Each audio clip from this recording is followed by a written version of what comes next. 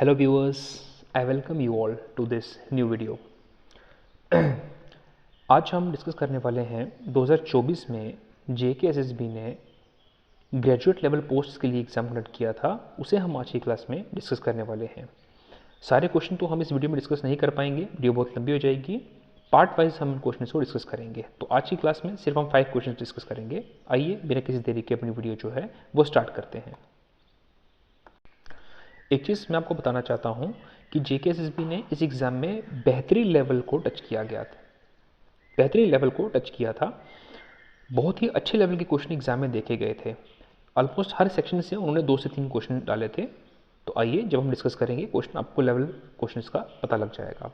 आइए अपनी वीडियो जो है वो स्टार्ट करते हैं। देखो यार, सबसे पहले क्वेश्चन ये है, क्वेश्चन नंबर 68। आइए इसको डिस्कस करते हैं।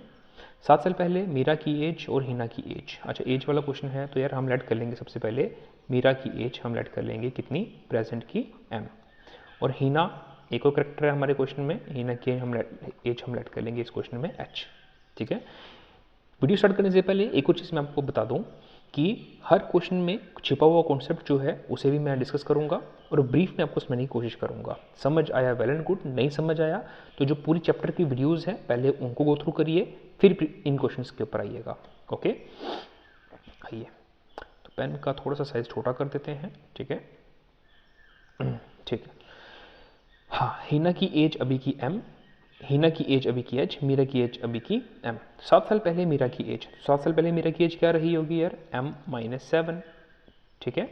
वॉज इक्वल टू हिना की प्रेजेंट एज, तो हिना की प्रेजेंट एज कितनी है, h। ठीक है, ये चीज़ मैंने लेट की है, ये मुझे पहली कंडीशन दी जा रही है। ठीक है, मीरा की एज 7 साल पहले इक्वल थी जितनी हिना की अभी एज है, ये कंडीशन 1 है। ठीक है। कंडीशन 2 मेरे को कह रहा है the sum of Meera's age 10 years from now. Meera की एज 10 साल के बाद, आने वाले 10 साल आगे के। ठीक है। एंड मैथ में एंड का मतलब होता है प्लस, हिना की एज 5 साल पहले, तो हिना की एज 5 साल पहले, इन दोनों का सम कितना था भाई, 94। देखिए मैं कंडीशन को दोबारा आपके लिए यहाँ पे प्रोनाउंस कर देता हूँ। मीरा की एज 10 साल पहले, तो मीरा की एज 10 साल पहले, एंड हिना की एज 5 साल पहले, सॉरी, मीरा की एज 10 साल बाद एंड हिना की एज 5 साल पहले, इन दोनों का सम कितना है भाई, 94।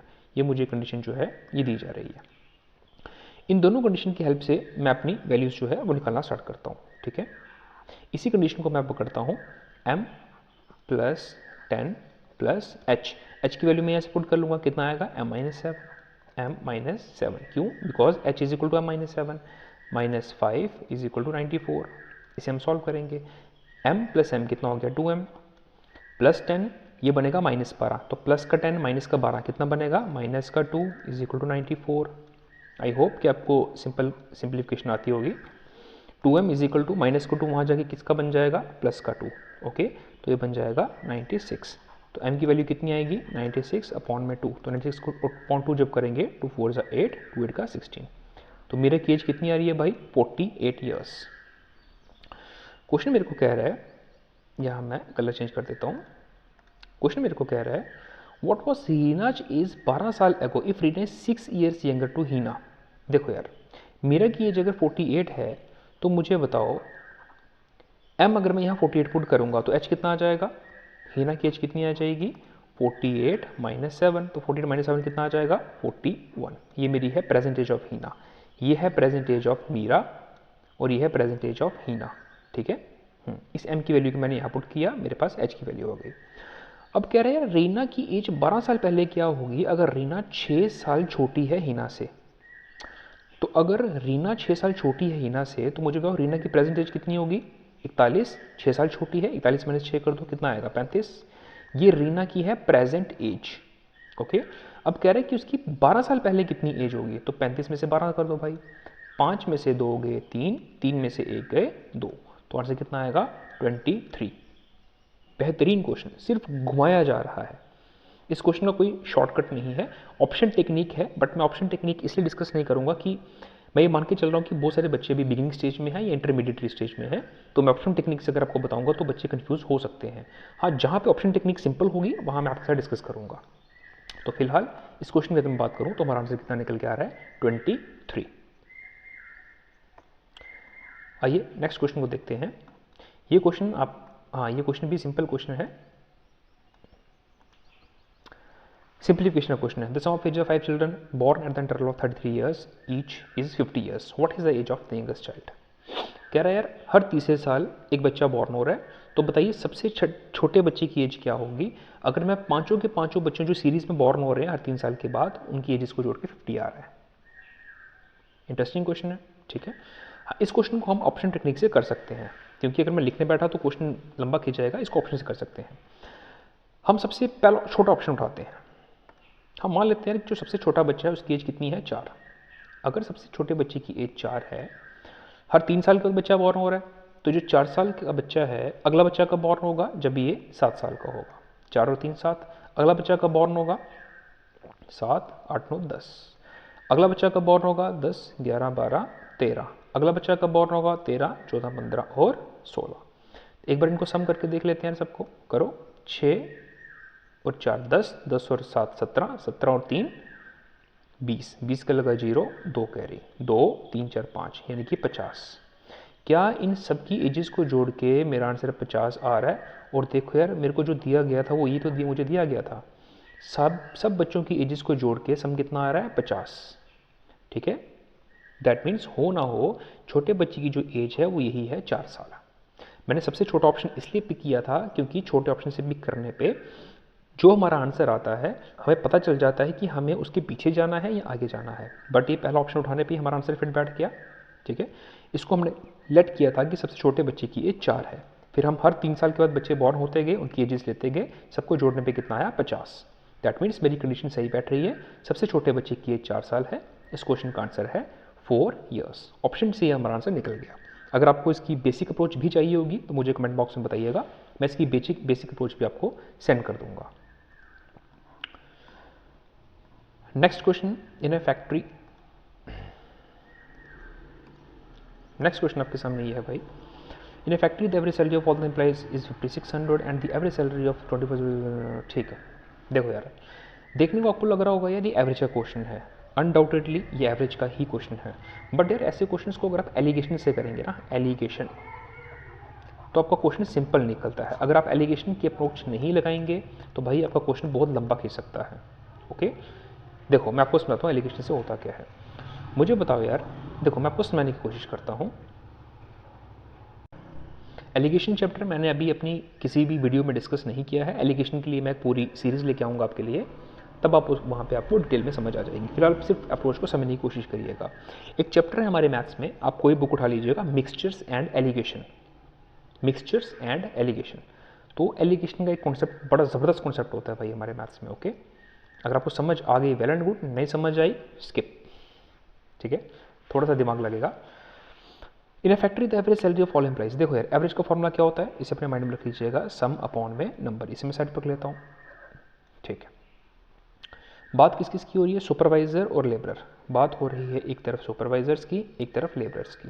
ठीक है, average salary of 24 supervisor. Supervisor कितने हैं, यहाँ मैं आपके लिए क्रॉस यहाँ पे एलिगेशन का फिगर मार देता हूँ। ठीक है, सुपरवाइजर कितने हैं भाई, 24 सुपरवाइजर हैं, और उनकी एवरेज सैलरी कितनी है, 7200। उनकी एवरेज सैलरी है 7200। और लेबरर्स की एवरेज सैलरी कितनी है, 4800, 4800। ठीक है, हाँ, और सबकी एवरेज सैलरी कितनी है, 5600। देखो यार मैंने क्या कुछ नहीं किया, मैं आपको समझने की कोशिश करता हूँ। यहाँ बात कर ली मैंने किसकी, सुपरवाइजर्स की। ठीक है, यहाँ बात कर ली मैंने लेबरर्स की राइट हैंड में। सुपरवाइजर्स की एवरेज सैलरी मुझे दी जा रही है 7200, लेबरर्स की एवरेज सैलरी मुझे दी जा रही है 4800, 4800। और दोनों की एवरेज सैलरी मुझे दी जा रही है कितनी, सुपरवाइजर्स और लेबरर्स की एवरेज सैलरी दी जा रही है कितनी, 5600। ठीक है, अब देखो यार मुझे एक बात बताओ यार, एवरेज का फॉर्मूला होता क्या है, सम अपॉन में नंबर। तो जो डिनोमिनेटर में मेरी टर्म बैठी होती है वही इनको एलिगेट करने पे वही टर्म्स यहाँ पे आती हैं। मैं सॉल्व करता हूँ फिर मैं आपको समझने की कोशिश करता हूँ। देखो 7200 में से 5600 अगर मैं निकालूंगा तो कितना आएगा, if I am not wrong, 12 में से 6 गए 6, 6 में से 5 गए 1600। 5600 में से 4800 निकालिए कितना आएगा, 4800 आएगा जी 800, ठीक है। हाँ, इनकी रेशियो लेते हैं एक बार, कितना आएगा 1:2। फाइन, रेशियो लेने पे कितना आ गया 1:2। हाँ, हमने किया क्या, हमने कुछ नहीं किया, हमने सिंपली माइनस किया है। बड़ी टर्म में से एवरेज माइनस कर ली, वो टर्म यहाँ पे आ गई। यहाँ पे बड़ी टर्म ये थी, बड़ी टर्म में से छोटी टर्म माइनस कर दी, वो टर्म यहाँ पे आ गई। ये एलिगेशन का कॉन्सेप्ट है, आपको इसी तरह से निकालना होता है। ओके, बाकी डिटेल में आपके लिए मैं वीडियो लेके आऊँगा, उसमें आपको क्लियर हो जाएगा। अब मेरे पास रेशो कितनी है 1:2। अब 1:2 का मतलब क्या है, 1:2 का मतलब ये है, कंपनी में अगर मेरे जो सुपरवाइजर्स हैं वो 1x हैं, तो लेबर्स कितने होंगे 2x। आपको मैंने रेशो में पढ़ाया था, रेशो से नंबर कैसे बनते हैं, इसको मैं मान लूँगा 1x। कंपनी में मेरे सुपरवाइजर्स कितने 1x, और कंपनी में लेबर्स कितने 2x। अब मुझे एग्जैक्ट वैल्यू किसकी दी जा रही है, सुपरवाइजर्स की कितनी 24। तो यानी कि सुपरवाइजर्स की एग्जैक्ट वैल्यू कितनी है 24। तो अगर सुपरवाइजर्स मेरे 24 हैं, यानी कि x कितना है 24, अगर x 24 है तो लेबर्स कितने हो जाएंगे 24 × 2, 4 2 8 और 2 2 4, 48। कहने का मतलब ये है माय डियर स्टूडेंट्स कि मेरी कंपनी में सुपरवाइजर्स कितने हैं 24, और मेरी कंपनी में लेबर्स कितने हैं 48। मुझे पूछ क्या रहा है, find the number of total employees. तो टोटल एम्प्लॉइज अपने निकालने हैं, तो सिंपल इनको जोड़ दो यार। 8 और 4 12, 12 का लगा 2, 1 कैरी, 4 और 2 6, 6 और 1 7, 72। 72 इज माई आंसर। इस क्वेश्चन को हमने एवरेज के कॉन्सेप्ट से इसलिए नहीं किया क्योंकि अगर हम इसको एवरेज के कॉन्सेप्ट से करने बैठेंगे तो ये क्वेश्चन बहुत लंबा जाता है। जिन बच्चों को एवरेज आता है करके देख लीजिएगा, इसे हमने एलिगेशन के कॉन्सेप्ट से किया है, ठीक है। मेरी वीडियो को रिवाइंड करके देख लीजिएगा, इसे हम डिटेल में एलिगेशन कॉन्सेप्ट क्या होता है वो मैं आपके लिए एक नई वीडियो लेके आऊँगा। तो इस क्वेश्चन का आंसर आपके लिए कितना निकला 72 is my answer. Next question, question number 71। The average of 6 numbers is 8। 6 नंबरों की एवरेज मुझे दी जा रही है, ठीक है। मैं मान लेता हूँ मेरे 6 नंबर जो हैं 1 2 3 4 5 6 एवरेज, इनकी एवरेज दी जा रही है मुझे 48 एवरेज है। तो एवरेज का फॉर्मूला क्या होता है, सम अपॉन में नंबर, यानी कि इन सब नंबरों को मैं जोड़ रहा हूँ, ठीक है। 6 के 6 नंबरों को मैं जोड़ूंगा, बटे में अगर मैं 6 करूँगा तो 48 आएगा, सॉरी 8 दी जा रही है, it's not 48 it's 8। Average of 6 numbers is 8। तो सब नंबरों का जो सम है वो कितना निकल के आएगा 86 का 48, यानी कि इन 6 नंबरों का जो मेरे पास सम आएगा वो कितना आएगा 48। इसे साइड पर रख लेते हैं। अब कह रहे हैं when 3 new numbers are included in such a way that the first, ठीक है, मुझे कंडीशन दी जा रही है, इसे साइड पर रखिए आप। ये जो 48 आया है 6 नंबरों का सम, इसे साइड पर लेते हैं। कहता है कि यार मुझे अब कंडीशन दी जा रही है फर्स्ट नंबर जो मैंने इनमें ऐड करना है इज ट्वाइस द सेकेंड, ठीक है, and second number is thrice the third. A को मैंने फर्स्ट नंबर मान लिया, बी को सेकेंड नंबर, सी को third number. First number is math में इसका मतलब होता है equal to twice the second number, second number is thrice the third number. अब हम इनको रेशो में इक्वेट करेंगे, तो किस तरह से करेंगे, यहाँ 2b है, यहाँ पे 2b बनाते हैं। यहाँ अगर मल्टीप्लाई 2 करेंगे तो यहाँ मल्टीप्लाई 2 करना पड़ेगा, तो मेरा ये बन जाएगा 2b is equal to 6c, ठीक है। a इज इक्वल टू, यानी कि इन दोनों से मेरे सामने ये निकल के आ रहा है this one, a is equal to 2b is equal to 6c, ठीक है। अब यहाँ से हम लेंगे इनकी रेशो, ठीक है। 1 2 एंड 6 का एलसीएम लेंगे, कितना आएगा 6, फाइन। एलसीएम लेने के बाद रेशो क्या आ रही है, 1 कितने का 6 होता है 6, 2 3 ज़ा 6 एंड 6 1 ज़ा 6। आई मीन टू से यहाँ से अगर मैं रेशो लेना चाहूँ तो मेरी a b और c की रेशो कितनी निकल के आ रही है 6:3:1, okay fine. A B C की रेशो कितनी आ गई 6:3:1। रेशो से अगर नंबर बनाएंगे कैसे बनाएंगे 6x 3x 1x। अब कंडीशन की बात कर लेते हैं, कह रहा है कि यार third number know the average of numbers is constant. हाँ, अब सबको मैंने जोड़ दिया, अगर मैं सब नंबर्स को जोड़ दूंगा तो नंबर किस तरह से जुड़ेंगे, वो जुड़ेंगे इस तरह से। 6 के 6 नंबर ये जो थे वो यहीं पे रहेंगे, इसको मैं यहाँ पे लिख देता हूँ। 6 नंबर जो थे वो यहीं पे रहेंगे 48, उसमें मैंने 3 नंबर जोड़ दिए, 6 और 3 9, 9 और 1 10, सबके साथ x है 10x अपॉन में टोटल नंबर कितने 6 नंबर ये और 3 नंबर ये, ठीक है, कितने बन गए 9 इज इक्वल टू, अब न्यू एवरेज कितनी निकल के आ रही है 12। तो भाई ये कंडीशन मेरे सामने बनेगी 48 प्लस 10x अपॉन में 9 इज इक्वल टू 12। तो इसे हम अब सॉल्व करेंगे, इसे हम सॉल्व करते हैं यहाँ पे।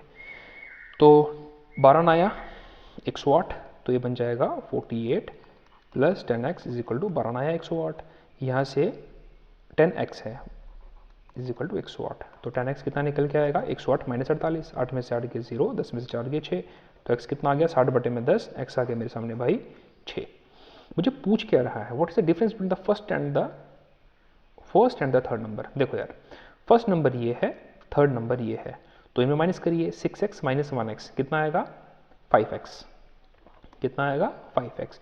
इस x को उठा के आप यहाँ पुट कर दीजिए, कितना 6 यहाँ पुट कर दीजिए, तो 5 6 का 30। इस क्वेश्चन का आंसर आएगा जी आपका 30 is my answer. Next question हमारा परसेंटेज चैप्टर से लिया गया है, ठीक है।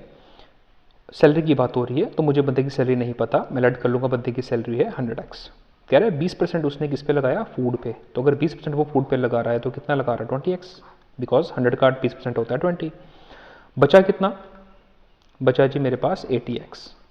कह रहा है 65 बचे हुए का 65% जो है वो उसने किस पे लगाया, रेंट पे, तो बचे हुए का 65% कितना निकल गया, 80 का अगर 65% निकालेंगे अगर आप, तो वो निकलेगा 52x। Okay fine, 52x। अब कह रहा है कि अमाउंट स्पेंड रेंट, हाँ अब जो उसने रेंट पे अमाउंट स्पेंड किया वो मुझे एग्जैक्ट दी जा रही है इतनी, तो जो मैंने निकाली है अपने फॉर्मूले से वही आ रही है, तो इन दोनों को हम क्या कर देंगे equate. 52x is equal to 1047 point हटेगा, नीचे क्या लगेगा 0, तो 52x is equal to 10478 upon में 10, ठीक है। तो मुझे निकालना क्या है, find the amount spend on food. Food पे कितनी अमाउंट स्पेंड हुई है भाई, देखो यार मैं कुछ नहीं करूँगा, यहाँ से x की वैल्यू निकालूंगा, उस x की वैल्यू उठा के मैं यहाँ पुट कर दूंगा, ठीक है। तो यहाँ से अगर मैं x की वैल्यू निकालना चाहूँ तो क्या आ रही है भाई 10478 अपॉन में 520, ठीक है। अब आपने कुछ नहीं करना है, इस सिंपल जो मेरे पास x की वैल्यू हुई है उसको उठा के मैं यहाँ 20 के साथ मल्टीप्लाई कर दूंगा। तो जब आप पूरा इस क्वेश्चन को सॉल्व करेंगे, 0 से 0 काटेंगे, ऊपर की टर्म नीचे से काटेंगे, तो आपका जो आंसर है if I am not wrong वो निकल के आएगा 403 रुपये। आप इसे सॉल्व कर लीजिएगा, मैं अगर सॉल्व करने बैठा वीडियो बहुत लंबी खिंचाएगी। तो आई थिंक सब 18 मिनट हो गए हैं, आज की क्लास में हम इतने ही क्वेश्चन रखते हैं।